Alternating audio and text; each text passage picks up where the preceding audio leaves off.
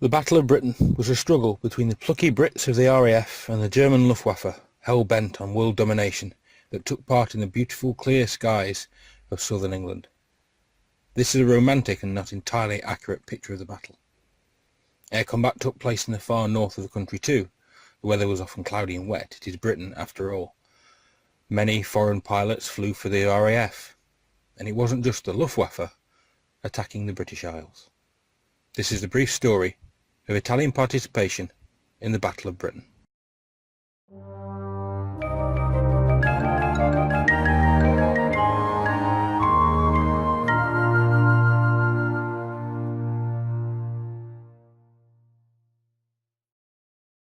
Italian dictator Benito Mussolini had insisted that Italian troops had taken part in the invasion of France towards the end of that battle. The Italian impact on the battle was negligible, and rather than any major desire to support his ally, the Italian dictator sought territorial gains, being quoted as saying to his chief of staff, "I only need a few thousand dead so that I can sit at the peace conference as a man who has fought."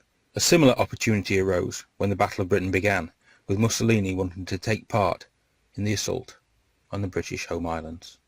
Various dates are given as the start of the battle, usually sometime in June or July of 1940. It was not until the 10th of September, however, that the Corpo Aero Italiano was formed.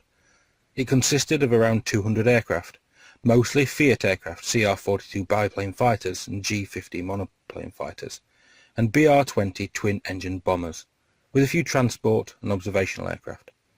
In fact, its first operational sorties were flown after the invasion of the British Isles was postponed. The popular view of the effectiveness of the Italian Air Force during the battle is that they were nothing more than a sideshow, and completely ineffective.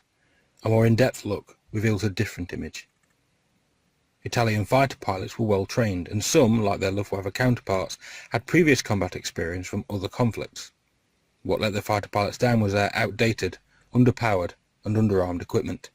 Italian bombers obtained similar levels of success to British bomber units at the same time, and their BR-20 aircraft compared favourably to RAF bombers, being faster than the Wellington, Beaufort and Hampton, and carrying a large bomb load, larger than the latter two.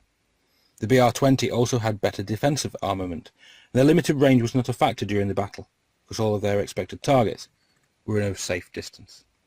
Their baptism of fire, however, was a disappointment to their leaders. Flying mostly from Molesbrook in Belgium, the CAI flew its first mission as a night raid when, on the night of the 24th and 25th of October, 18 BR-20 aircraft attacked Harwich and Felixstowe. 3 of these aircraft were lost, 1 crashed on takeoff, and 2 more ran out of fuel after getting lost. The identity of the raiders was not suspected during the night. The next raid, however, was on the 29th, and a daylight raid, consisting of 15 bombers and 73 escorting fighters, by far the biggest raid launched by the CAI. The Italians would not fight the RAF in aerial combat, however, until the 22nd of November, when a force of 10 bombers and an escort of several CR-42 biplane fighters encountered Hurricanes from 42, 46 and 257 Squadron.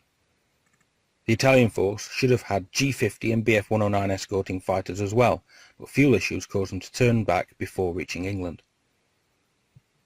The Hurricanes suffered 2 lightly damaged aircraft.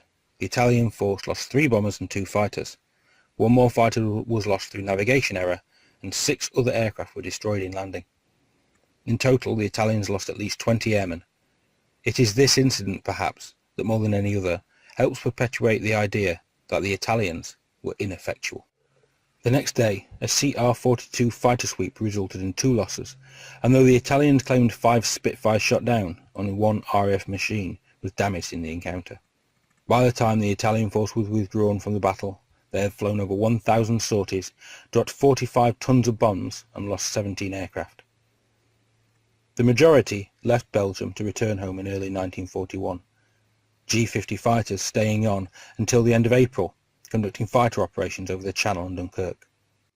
When viewed objectively, the Italian performance was on par with their Luftwaffe counterparts, and their small contribution to the battle overall should not be forgotten.